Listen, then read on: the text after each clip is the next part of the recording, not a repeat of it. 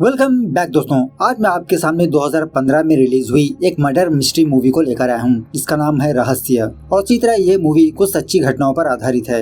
मतलब 2008 में Noida double murder case हुआ था, उसी बेसिस पर है ये मूवी। उसी केस को इंस्पायर होकर ये मूवी बनाया गया है। अब मूवी के बारे में बात करें तो सच में मूवी में काफी सारे ट्विस्ट देखने को मिलते हैं। आपको लग रहा होगा कि मूवी 2015 की है, मतलब पुरानी है, लेकिन देखते समय मुझे ना वो फीलिंग नहीं आई। क्यूरियोसिटी पैदा होने लगती है कि आगे क्या होने वाला है, असली कातिल कौन है, उसने ये क्यों किया। तो चलिए फटाफट से वीडियो को स्टार्ट कर लेते हैं। उससे पहले लुटा दो प्यार, फॉलो इंस्टाग्राम। मूवी की शुरुआत में ही डॉक्टर सचिन महाजन नाम के एक बंदे के घर को दिखाया जाता है, जहां पर उस घर की सर्वेंट रमी फर्नांडिस अपने रूम से निकलकर किचन में जाती है चाय बनाने के लिए। पहले तो रमी सचिन की बेटी आयशा के कमरे में जाने लगती है। दरवाजा खटखटाते हुए फटाफट से नींद से जागने के लिए कहती है। बहुत देर तक आयशा जब दरवाजा ओपन नहीं करती, रमी आयशा के कमरे में जाने लगती है तो बिस्तर पर आयशा की लाश पड़ी होती है। मतलब किसी ने आयशा का गला काट दिया। उसके बाद क्या था, रमी चीखते चिल्लाते हुए सचिन को बुलाने लगती है। थोड़ी ही देर में सचिन के घर पुलिस वाले, फोरेंसिक वाले आकर इन्वेस्टिगेशन स्टार्ट कर ही देते हैं। तभी उसी वक्त सचिन की बीवी डॉक्टर आरती पुणे से वापस मुंबई आती है। अपने घर में पुलिस वालों को देखकर सचिन से पूछने लगती है कि ये पुलिस वाले हमारे घर में क्या कर रहे हैं। जब आरती अपनी बेटी की लाश को देखती है, बहुत रोने लगती है। बहुत ही मुश्किल से पुलिस वाले आरती को रोकने लगते हैं, क्योंकि वो एक क्राइम सीन होता है ना। खैर उसके बाद इंस्पेक्टर संतोष मालवाड़े केस की इन्वेस्टिगेशन करने लगता है तो संतोष ये देखता है कि आयशा के हाथ में किसी का बाल है और उसी तरह संतोष को टेबल के नीचे एक पेन भी मिलता है। उसके बाद संतोष इन तीन लोगों के पास आकर यही पूछने लगता है कि बॉडी को पहले किसने देखा। कि रमी फर्नांडिस अपने बारे में बताने लगती है कि यहाँ पर बहुत सालों से काम कर रही है और इसी तरह डॉक्टर सचिन के क्लिनिक पर भी यही काम करती है। रेमी ने ही आयशा को बचपन से पाला। पूछताछ के दौरान संतोष को ये बात पता चलती है कि इस घर में एक और बंदा काम कर रहा है, जिसका नाम है चेतन, लेकिन सुबह से चेतन नजर नहीं आया। पुलिस वाले चेतन के कमरे में जाने के बाद ये बात पता चलती है कि चेतन की सारी अलमारी खाली है। मतलब चेतन शायद भाग चुका है। संतोष चेतन का आईडी कार्ड लेकर दूसरे पुलिस स्टेशनों में भिजवा देता है। सचिन संतोष से कहने लगता है कि सुधाकर नाम के एक बंदे ने चेतन को हमारे घर में काम करने के लिए रखा। उसके बाद संतोष सारे लोगों को अपने पुलिस स्टेशन बुलाकर एक एक से दोबारा सवालात करने लगता है। पहले तो आरती यही कहने लगती है कि मैं कल पुणे गई थी, पुणे में कुछ सर्जरी था। सुबह जब मैं लौटी तो ये न्यूज सुनने को मिला। सचिन कहने लगता है कि कल रात ये मर्ड आइलैंड पर था। कल रात को इसने बहुत दारू पी थी, घर आते आते 12 बज गए थे। उसके बाद ये सो गया। संतोष सचिन का मेडिकल चेकअप करवाने के लिए कहता है। उसके बाद वॉचमैन कहने लगता है कि कल रात तकरीबन 11 बजे रियाज नूरानी सचिन के घर आया। उसके 1 घंटे बाद मतलब 12 बजे सचिन साहब अपने घर आए। उसके थोड़ी ही देर बाद रियाज जख्मी हालत में बिल्डिंग से बाहर गया। मतलब रियाज के हाथ पर पट्टी बंदी थी। उसके बाद संतोष रियाज के घर आता है, लेकिन इस घर में रियाज तो मौजूद नहीं होता।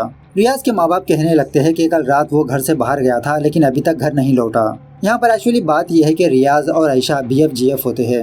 खैर उसके बाद सचिन के बिल्डिंग के नीचे एक लड़की कचरा साफ कर रही होती है। उसी एक कचरे के डिब्बे में उस लड़की को एक शर्ट मिलता है जिसमें खून लगा होता है। ये लड़की इस शर्ट को ले जाकर पुलिस वालों को दे देती है।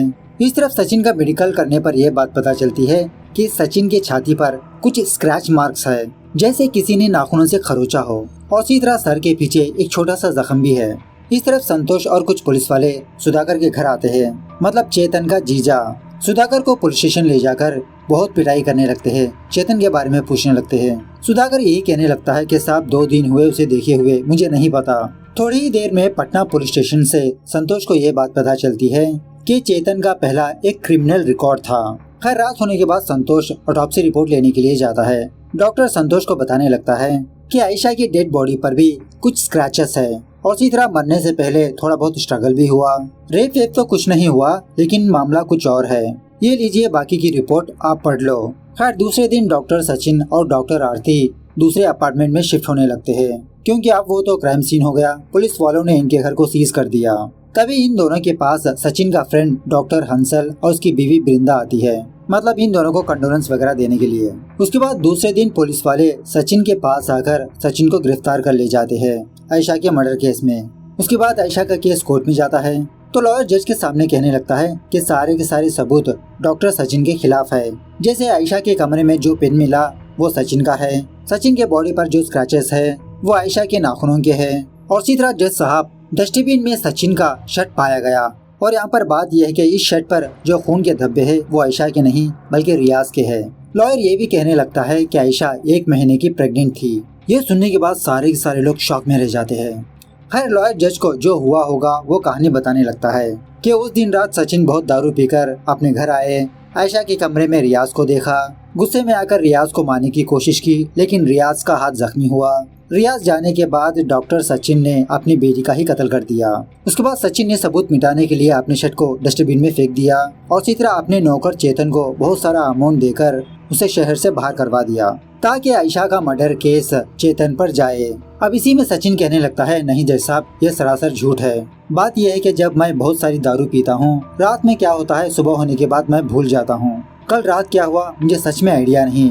खैर सारे दलीलों को सुनने के बाद जज सचिन को रिमांड पर भेज देता है। उसके बाद आरती एक स्टेट मिनिस्टर से मुलाकात करके सचिन को इंसाफ दिलाने के लिए कहती है।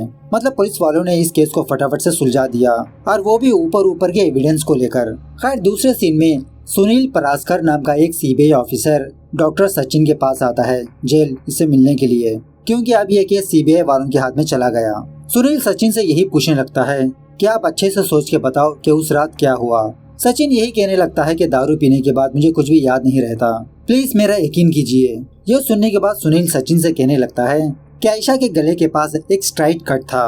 अब जो इंसान दारू पिया हो ये काम ऐसा परफेक्ट के साथ नहीं कर सकता। इस तरह से सचिन को भरोसा दिलाने लगता है कि आयशा का कत्ल सचिन ने नहीं किया। खैर अब सुनील के पर्सनल लाइफ के बारे में बात करें तो इसकी शादी हो चुकी होती है, 2 बच्चे होते हैं, लेकिन हमेशा सुनील की वाइफ सुनील को रिश्वत लेने के लिए कहती रहती है। कहने लगती है कि रिटायर होने से पहले एक घर तो खरीद लेना चाहिए हमको, ये सरकारी नौकरी गई तो घर भी गया। और उसी तरह सुनील ने 3 महीनों से अपने कार का EMI पे नहीं किया होता। मतलब सुनील बहुत ही ईमानदार बंदा होता है। खैर उसके बाद सुनील और इसका असिस्टेंट परवेश सचिन के घर जाते हैं। घर में आने के बाद थोड़ा बहुत इन्वेस्टिगेशन करने लगता है तो ये बात पता चलती है कि आयशा के वॉशरूम में कुछ धोया है। मतलब वॉश बेसिन में कुछ ब्लड सैंपल्स पाए जाते हैं। और उसी तरह सुनील को उस कमरे में डॉक्टरों वाली चाकू मिलती है, मतलब स्कालपेल। फॉरेंसिक रिपोर्ट से ये बात पता चलती है कि इसके ऊपर 2 लोगों के फिंगरप्रिंट्स है, सचिन और आयशा। उसके बाद रात में वॉचमैन से पूछताछ करने पर यह बात पता चलती है कि रात के दरमियान ये वॉचमैन सुसु करने के लिए बिल्डिंग के पीछे जाता है और वहाँ पर बहुत देर तक बीड़ी पीते रहता है। खैर दूसरे दिन सुनील सचिन के फ्रेंड डॉक्टर हंसल के घर आता है तो इस घर से सुनील को ये बात पता चलती है कि हंसल के घर से सचिन का घर साफ साफ नजर आता है, स्पेशली आयशा का कमरा। इसी बातों के दरमियान वृंदा यहाँ पर आती है और एक्चुअली वृंदा एक्ट्रेस थी। सुनील जब सचिन के कॉल रिकॉर्ड चेक करने पर यह बात पता चलती है कि वृंदा ने सचिन को बहुत सारी बार कॉल किया। मतलब डॉक्टर सचिन और वृंदा का अफेयर चल रहा है। 2 दिन पहले वृंदा ने एक बड़े से होटल में रूम बुक किया था। होटल का स्टाफ मेंबर सुनील से कहने लगता है कि उस दिन डॉक्टर हंसल इसी होटल में आए थे, वृंदा के बारे में पूछ रहे थे। खैर वृंदा रूम में जाने के बाद डॉक्टर सचिन उस होटल में आया और जब सचिन अपने रूम में जा रहा था लॉबी में सचिन को इसकी बेटी आयशा और रियाज नजर आए। मतलब ये दोनों भी उसी होटल में रूम बुक करके रखा था। सचिन इन दोनों को एक साथ देखकर रियाज को मारने पीटने लगा। रियाज भी सचिन को मारा। गुस्से में आकर सचिन ने अपनी बेटी आयशा को लेकर अपने घर चला गया बिना वृंदा से मिले। मतलब यहाँ पर हंसल जानता था कि इसकी वाइफ वृंदा और सचिन का रिलेशनशिप है।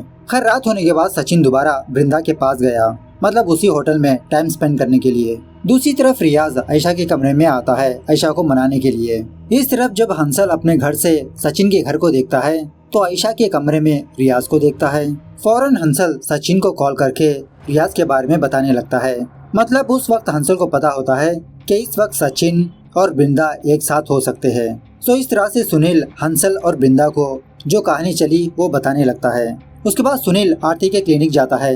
अब ऑफकोर्स उस क्लिनिक में रेमी तो होती है। रेमी कहने लगती है कि उस रात रेमी ने हल्के से फर्नीचर खिसकने की आवाज आई थी। उसके बाद सुनील आयशा के दोस्तों से पूछने पर यह बात पता चलती है कि रियाज आयशा को लेकर बहुत पॉजिटिव था और उसी तरह गुंडा मवाली टाइप। उसके बाद सुनील रियाज के दोस्तों को पकड़कर पुलिस स्टेशन लाकर पूछने लगता है कि रियाज कहाँ पर है। रियाज के दोस्त यही कहने लगते हैं कि अब फिलहाल रियाज कहाँ पर है हम लोगों को बिल्कुल भी आइडिया नहीं। खैर उसी रात सुनील का असिस्टेंट परवेज सुधाकर पर नजर रखने लगता है, वही चेतन का जीजा। सुबह होने के बाद परवेज ये देखता है कि सुधाकर कैरी लेकर कहीं पर जा रहा है। उसी एक रेलवे स्टेशन पर परवेज को रेमी नजर आती है नींबू पानी पीते हुए। खैर इसको इग्नोर करते हुए परवेश सुधाकर को ही फॉलो करने लगता है। तो सुधाकर कैरी लेकर किसी केव्स के पास आता है, मतलब शायद किसी को खाना देने के लिए। अब उसी केव्स के पास सुनील भी आ जाता है। थोड़ी देर के बाद दो लोग सुनील के ऊपर हमला करने लगते हैं और उस वक्त वो दोनों मास्क पहने होते हैं। उनमें से एक बंदा सुनील के पीछे वार करके भाग जाता है। खैर अब सुनील और परवेश को तो वो कैरी मिल जाती है ना। उस कैरी में चेक करने पर यह बात पता चलती है कि इस डिब्बे में गोश्त है। तभी सुनील को यह बात पता चलती है कि किसी रेलवे ट्रैक पर सुधाकर की लाश पाई गई।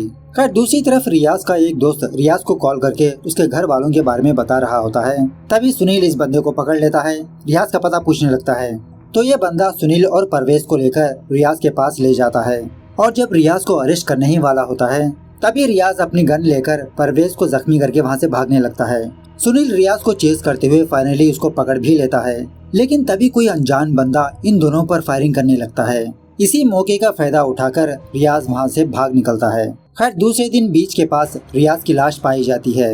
रियाज की डेड बॉडी को चेक करने पर इसकी जेब में एक छोटी सी नोट मिलती है और इस छोटी नोट के सारे पन्नों में आयशा का ही नाम लिखा होता है। उसके बाद सुनील जब सुधाकर के घर की तलाशी लेता है तो सुधाकर के घर में चांदी के चम्मच पाए जाते हैं और चेतन ने ये स्पून्स डॉक्टर सचिन के घर से चुराया था। तो सुनील सोचने लगता है कि चेतन ने तो अपनी सारी चीजें लेकर भाग गया, लेकिन ये चांदी के चम्मच क्यों छोड़कर गया। सो सुनील परवेश से कहने लगता है कि सुराग तो इसी घर में मौजूद है, क्या हो सकता है वो सुराग। तभी सुनील को रेमी की बातें याद आती है कि उस रात रेमी ने कुछ आवाजें सुनी थी फर्नीचर के। तो सुनील एक कमरे का फर्नीचर हटाकर फ्लोर में चेक करने के बाद सुनील को यह बात पता चलती है कि इस फ्लोर के अंदर चेतन की लाश है, मतलब किसी ने चेतन का भी गला काट के मार दिया और इसकी बदबू ना आए इसके ऊपर बहुत सारे वो टैबलेट्स डाल दिया, वो वाइट होते हैं ना। खैर दूसरी तरफ वृंदा एक बहुत बड़े लॉयर से मुलाकात करके सचिन का केस लड़ने के लिए कहती है, क्योंकि अब तो सचिन जेल में है ना, उसे बेल दिलवाने के लिए कहती है। पहले तो ये लॉयर मना करने लगता है, लेकिन बाद में इस केस को एक्सेप्ट करके लड़ने लगता है। सो कोर्ट में कुछ सबूतों को प्रेजेंट करते हुए कोर्ट में ये साबित कर देता है कि सचिन ने आयशा का कत्ल नहीं किया। तो फाइनली जज सचिन को एंटीसिपेटरी बेल दे देता है। खैर सचिन जेल से बाहर आने के बाद आरती से कहने लगता है कि बहुत दिनों से मेरा और वृंदा का अफेयर चल रहा है। ये बात मैं तुमको बहुत दिनों से बताने की कोशिश कर रहा था, लेकिन मैं आयशा की वजह से ही रुका रहा। ऐसा कहते हुए सचिन आरती को छोड़कर वृंदा के साथ चला जाता है। वृंदा अपने और सचिन के लिए उसी होटल में एक रूम बुक करती है बहुत दिनों तक। इस तरफ सुनील सचिन के माँ बाप के पास आता है, मतलब इनके फैमिली के बारे में पूछताछ करने के लिए। पूछताछ के दौरान सचिन का फादर सुनील से कहने लगता है कि वो जो औरत है ना रेमी फर्नांडिस, वो अच्छी औरत नहीं है, किसी भी हद तक गिर सकती है। तो उसके बाद सुनील रेमी को पुलिस स्टेशन लाकर यही पूछने लगता है कि तुम कल बोरेवाली स्टेशन पर क्या कर रही थी। रेमी कहने लगती है कि सर जब मैं मेरी मदर के पास जाती रहती हूँ। और इसी तरह सुनील रेमी का फुल मेडिकल चेकअप करवाने के लिए कहता है। चेकअप वगैरह करने के बाद डॉक्टर सुनील से कहने लगती है कि ये औरत सेक्सुअली एक्टिव है और कम से कम एक बार डिलीवरी भी देख चुकी है। ये सुनने के बाद सुनील शॉक में रह जाता है, क्योंकि रेमी ने सुनील से ये कहा था कि रेमी की अभी तक शादी नहीं हुई, मतलब ये ऑल टाइम सिंगल है। उसके बाद सुनील रेमी के माँ के पास जाता है, तो रेमी की माँ की हालत उतनी ठीक नहीं होती, मतलब इसको कुछ भी याद नहीं रहता। इसकी केयर करने के लिए हमेशा इसके पास एक नर्स होती है। और इसी तरह सुनील उस घर में किसी की फोटो देखकर शॉक में रह जाता है। सो ये देखने के बाद सुनील फौरन परवेश को कॉल करके यही बताने लगता है कि सचिन की जान अब खतरे में है, तुम फौरन सचिन के पास जाओ। जब तक पुलिस वाले सचिन के पास उस होटल में पहुंचते हैं तब तक देरी हो चुकी होती है। और इसी तरह दिखने में ऐसा लगता है कि शायद सचिन ने सुसाइड कर लिया गिल्ट में आकर। खैर दूसरे दिन सुनील सारे लोगों को सचिन के फ्लैट में ही इकट्ठा करता है और यहाँ पर एक के बाद एक राज ओपन होने लगते हैं। तो सुनील उन सारे लोगों को उस रात जो हुआ वो कहानी की तरह बताने लगता है। उस रात सचिन नशे की हालत में अपने घर पहुंचा, आयशा के कमरे में इन दोनों को एक साथ देखा। सचिन को गुस्सा आकर अपना स्काल्पल लेकर आयशा के कमरे में घुसकर रियाज पर हमला किया। इसमें रियाज का हाथ जख्मी हुआ। रियाज को बचाने के लिए आयशा ने एक टूल किट लेकर सचिन के सर पे वार किया, जिसकी वजह से सचिन वहीं पर बेहोश हो गया। तो इसी दरमियान में सचिन का जो पेन है ना वो टेबल के नीचे गिर जाता है। उसके बाद इन दोनों ने सचिन को उसके कमरे में सुला दिया। आयशा ने उस स्काल्पेल को क्लीन करके उसी टूल किट में रख दिया। उसके बाद रियाज वहाँ से चला गया। ये कहने के बाद सुनील हंसल से पूछने लगता है तो आपके हिसाब से आयशा को किसने मारा होगा। हंसल रेमी की तरफ उंगली दिखाते हुए कहने लगता है कि इस औरत ने। सुनील कहने लगता है कि गलत जवाब दिया आपने, एक माँ अपनी बेटी का कत्ल कैसे कर सकती है। तो सुनील सारे लोगों के सामने ये रिवील कर देता है कि बचपन से ही सचिन और रेमी के रिलेशनशिप रहे और इन दोनों का रिलेशनशिप जवानी तक चलता रहा। उसके बाद सचिन ना चाहते हुए भी आरती से शादी कर ली। वन फाइन डे रेमी ने सचिन को गुड न्यूज दे दिया कि ये माँ बनने वाली है। और इसी तरह यहाँ पर एक और बात यह है कि आरती कभी भी माँ बन नहीं सकती। इसीलिए सचिन ने रेमी से ये कहा कि तुम बच्चा रख लो, उसे जन्म देने के बाद मुझे दे दो, वही बच्ची है आयशा। सचिन ने आरती से यही कहा कि इसने इस बच्ची को अनाथ आश्रम से ले आया। उसके बाद जब सचिन ने मुंबई में क्लिनिक खोला तो रेमी को एज ए नर्स की तरह अपने क्लिनिक पर बुला लिया और उसी तरह रेमी को आयशा का ध्यान रखने के लिए भी कहा। मतलब इससे माँ बेटी एक साथ रहेंगे, आरती को शक भी नहीं होगा। खैर इसके बहुत सालों बाद आरती ने सचिन और रेमी को एक साथ देख लिया। ऐसा कहते हुए सुनील आरती का सच बाहर निकालने लगता है कि एक्चुअली मर्डर वाले दिन आरती का एक ऑपरेशन था, लेकिन आरती पुणे जाने से पहले वो ऑपरेशन हो चुका था। ऑलमोस्ट 11:30 बजे के आसपास आरती वापस अपने घर आ गई और उस वक्त गेट के पास वॉचमैन नहीं था, वो साइड में बीड़ी पीने गया था। सो आरती अपने घर आई, ये बात किसी को पता नहीं था। तभी आरती अपने कमरे में रियाज और आयशा की आवाजों को सुनने लगती है। ये सब सिचुएशन देखकर आरती के दिमाग में एक जबरदस्त आइडिया आया। इसने सोच लिया कि ये एक तीर से 2 निशाने लगाएगी। सो आरती सचिन का स्काल्पल लेकर आयशा का गला काट के उसे मार दिया। उसी वक्त जब चेतन वॉशरूम जा रहा था, चेतन ने आरती को आयशा के कमरे से बाहर आता हुआ देखा। आरती ने चेतन को बहुत सारा पैसा दिया इसका मुंह बंद करने के लिए। उसके बाद आरती ने खुद चेतन को फ्लोर ओपन करने के लिए कहा, मतलब आयशा की लाश को इसमें रखने के लिए, लेकिन खुद चेतन को मार के वहाँ पर गड़ा दिया। इसीलिए रात को रेमी ने फर्नीचर खिसकने की आवाज सुनी थी। सो इस तरह से सारे सबूत मिटा के आरती दोबारा अपने घर से बाहर चली गई। उसी तरह पर्सनली आरती ये चाहती थी कि आयशा का कत्ल का इल्जाम सचिन पर आए, इसीलिए सारे सबूत उसके खिलाफ कर दिया। और जब सचिन जेल से बाहर आ गया तो कल आरती डिवोर्स पेपर लेकर सचिन के पास गई। अब उस होटल के रूम्स ऐसे होते हैं कि रूम के अंदर से कोई दरवाजा ओपन करेगा तभी ओपन होगा। इसीलिए जब सचिन ने आरती को देखा, आरती को अपने रूम में बुलाया। मौके का फायदा उठाकर आरती सचिन को भी मार दिया। खैर उसके बाद सुनील सारे लोगों को यह बताने लगता है कि रियाज को इंस्पेक्टर संतोष ने मारा। आरती पहले से ही संतोष को खरीद लिया था। संतोष रियाज को फाइंड आउट करके उसे अंडरग्राउंड होने के लिए कहता है, और वो भी आरती के कहने पर। मतलब आरती ने ये सोचा अगर सचिन कानून से बच जाएगा तो रियाज के हाथों सचिन को मरवा देगी। उसके बाद संतोष सुधाकर से मिलकर हर वक्त रियाज को खाना देने के लिए कहा था और वहाँ पर उन केस की जगह इंस्पेक्टर संतोष और रियाज ने ही सुनील पर हमला किया था। उसके बाद सुधाकर का ही सच ना बोल दे, इसीलिए संतोष ने सुधाकर को भी मार दिया। उसके बाद जब सुनील ने रियाज को पकड़ लिया था तो रियाज के जरिए से संतोष का पोल खुल सकता था, इसीलिए इंस्पेक्टर संतोष ने रियाज को मार दिया। इस तरह से सीबीआई वाले संतोष को गिरफ्तार कर लेते हैं। खैर सुनील जब रेमी के घर गया था, उस घर में रेमी की टीनेज की फोटो थी। ये फोटो देखते ही सुनील को पक्का यकीन हो गया कि आयशा रेमी की ही बेटी है, क्योंकि इन दोनों का चेहरा एक ही जैसा है ना। इस तरह से ये मूवी यहाँ पर दी एंड होती है। फाइनली डायरेक्टर हमको ये बताते हैं कि हाई कोर्ट ने आरती को मौत की सजा सुनाई थी। आरती ने सुप्रीम कोर्ट को अपील किया। इसका केस अभी भी पेंडिंग पर है, शायद अब तक खत्म भी हो गया, पता नहीं। खैर मूवी कैसे लगी कमेंट करके बताना जरूर। मिलते हैं अगली वीडियो में, तब तक take care, bye bye, see you soon.